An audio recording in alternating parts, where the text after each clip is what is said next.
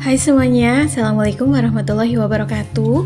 Apa kabar teman-teman hari ini?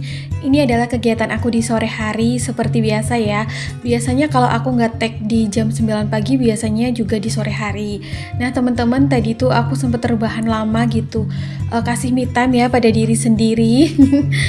Pokoknya tuh me time aku sederhana banget, kayak rebahan, ngemil gitu kan, nonton video YouTube, terus tuh tadi tuh juga sempat bikin cemilan. Ada ubi di rumah aku, jadi aku bikin keripik, terus aku pedesin, aku balado. Nah ini tuh nanti aku juga mau masak-masak, jadi tuh hari ini aku mau masak sedap seperti biasa, tapi dengan budget yang murah meriah, yaitu 15.000 nih kalau dihitung-hitung. Jadi tuh aku kan punya kangkung ya, satu ikatnya 3.000, ini aku pakai cuma separuh aja, bahkan nggak separuh sih, aku bagi 3. Terus ada tempe, harganya 2.000. Terus ada ikan tongkol 125 gram, itu harganya sekitaran 8.000 atau 9.000 gitu. Terus ini untuk sambelan aku hitung aja sekitaran 3.500 atau 4.000 ya. Pokoknya tuh kira-kira budgetnya 15.000. Terus masakan yang aku mau bikin hari ini tuh tumis kangkung, sambal terasi, ikan tongkol goreng sama tempe goreng gitu ya teman-teman. Pokoknya ini nanti sambil masak-masak, aku juga mau sharing-sharing nih tentang 5 tips mengurangi keinginan dalam berbelanja berlebih. Ini kayaknya tuh hampir setiap wanita, khususnya kita ibu-ibu pasti suka banget yang namanya belanja ya. Tapi kalau menurut aku sendiri, problem aku pribadi di sini adalah keinginan aku untuk berbelanja yang berlebihan atau keinginan belanja yang tinggi itu tidak diimbangi dengan pendapatan. Maksudnya kalau aku pribadi itu biasanya tuh nggak berimbang gitu loh ya, antara pendapatan dengan keinginan untuk berbelanja. Jadi aku punya beberapa tips yang ampuh udah aku terapin di dalam kehidupanku sehari-hari. Mungkin juga teman-teman boleh ya untuk mencobanya. Jadi tips yang pertama adalah lihat pendapatan. Lihatlah secara sadar apakah pendapatan yang kita miliki itu cukup untuk memenuhi semua keinginan atau semua rasa ingin belanja kita. Biasanya sebelum dapat penghasilan ataupun dapat gaji, apalagi ya kalau aku sendiri itu kan penghasilannya bukan ini ya gaji tetap, itu enggak. Pendapatannya itu harian, wirausaha, walaupun aku biasanya tuh atur anggaran keuangan rumah tangga itu sebulan sekali, tapi di sini tuh penting banget ya untuk mencatat seberapa besar pendapatan kita, lalu coba di cross check deh sama apa aja gitu keinginan kita. Biasanya yang cewek-cewek nih dalam 1 bulannya ada aja gitu ya barang-barang inceran. Apalagi sekarang tuh kita dimudahkan dengan e-commerce dan berbelanja online ya, sistemnya sangat mudah.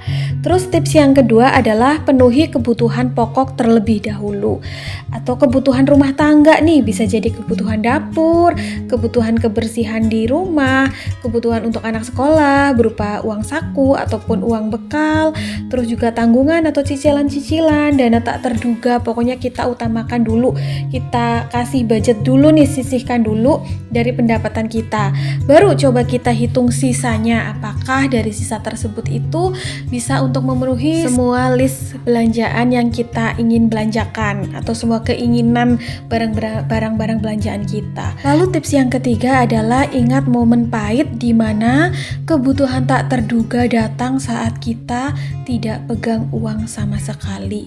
Nah, kadang pasti setiap orang pernah mengalami hal tersebut ya. Aku juga pernah, teman-teman. Jadi tuh kadang suka inget gitu. Kayak menimbulkan rasa trauma juga pas lagi banyak kebutuhan tak terduga, pas lagi nggak pegang uang sama sekali.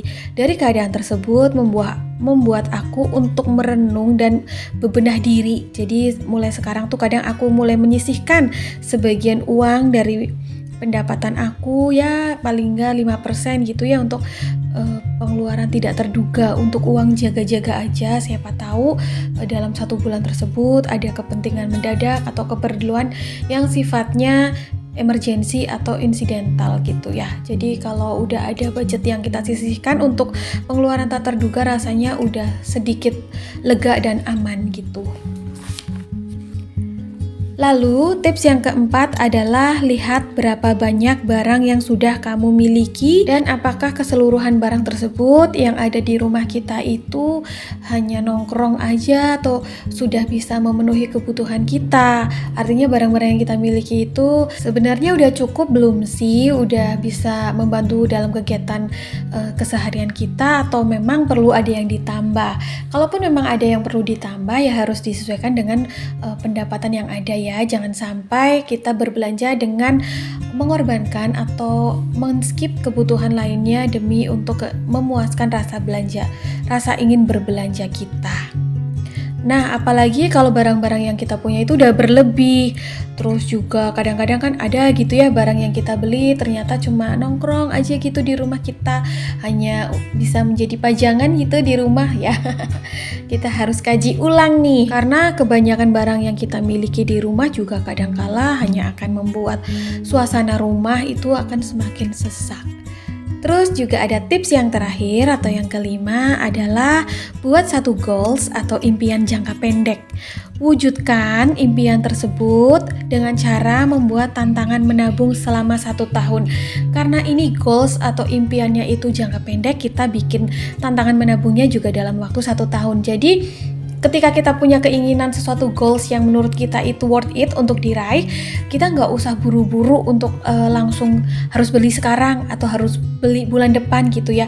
Jangan sampai keinginan kita tersebut merenggut setiap pos kebutuhan rumah tangga kita. Jadi bisa jadi kita bikin alternatifnya itu membuat saving challenge ataupun tantangan menabung. Misalnya nih, goals kita dalam tahun depan itu untuk renovasi rumah atau renovasi dapur ataupun untuk membeli barang keinginan seperti logam mulia ataupun untuk ganti kendaraan gitu ya.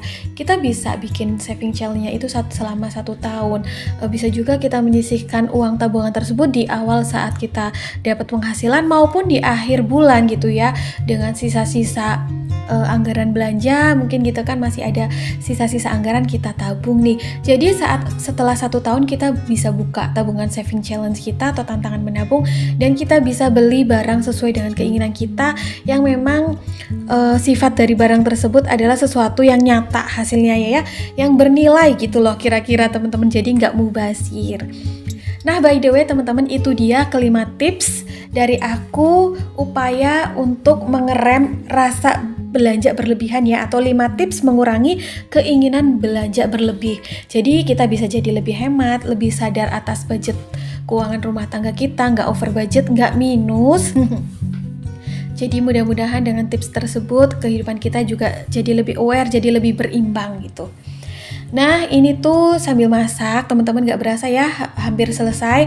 Tapi sembari nunggu tumis kangkungnya mateng, ini aku beres-beres atau cuci perabotan yang kotor biar pas aku selesai masak gak ada cucian atau perabotan yang kotor. Jadi lega aja gitu, apalagi ini udah sore tinggal makan malam.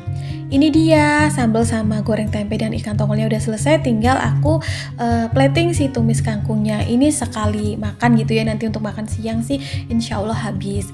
Nah teman-teman, kayaknya sampai di sini dulu ya video aku hari ini. Mudah-mudahan apa yang aku share ini bisa memberikan semangat dan juga bermanfaat. Pastinya kita sama-sama belajar untuk lebih baik lagi ke depannya. Selamat berakhir pekan, mudah-mudahan hari-hari teman-teman semua menyenangkan. See you next video. Assalamualaikum, bye.